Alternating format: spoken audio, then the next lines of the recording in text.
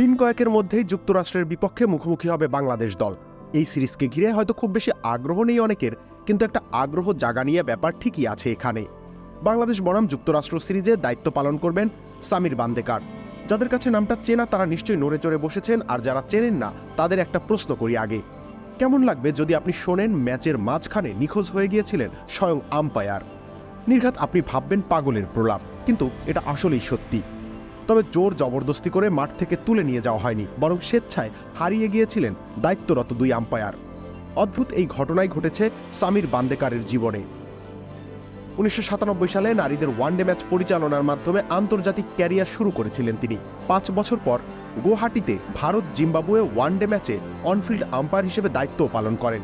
সেবারই ছেলেদের cricket umpire হিসেবে অভিষেক হয় তার। এছাড়া ভারতের মাটিতে 3টি টেস্ট ম্যাচে টিভি আম্পায়ার হিসেবেও দায়িত্ব পালন করেছেন তিনি। তবে এই ভারতীয় আম্পায়ার অঘটনের জন্ম দিয়েছেন ঘরোয়া ক্রিকেটে। ডিসেম্বর 2006 সাল রঞ্জি ট্রফির ম্যাচে মুখোমুখি হয়েছিল দিল্লি এবং উত্তরপ্রদেশ। ম্যাচের শেষ দিনের খেলা বাকি, ফলাফল ড্র হবে সেটা অবশ্য আগেই নিশ্চিত ছিল, কিন্তু শেষ দিনে ফলাফল ছাপিয়ে শিরোনাম হলো অন্য কিছু।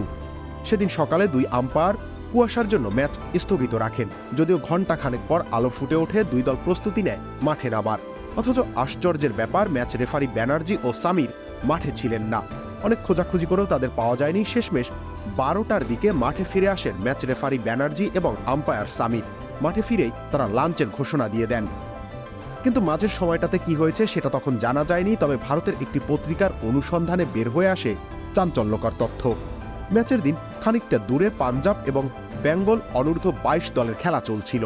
ব্যানার্জি সাহেব বাঙালি হওয়ায় ওনার আগ্রহ ছিল ম্যাচটা দেখার, তাই সামির বান্দেকারকে নিয়ে চলে গিয়েছিলেন সেই ম্যাচ দেখতে। সেখানে যখন লাঞ্চ দেওয়া হয় তখনই তারা ফিরে এসেছিলেন। রবিউল ইসলাম রনি, খেলা 71।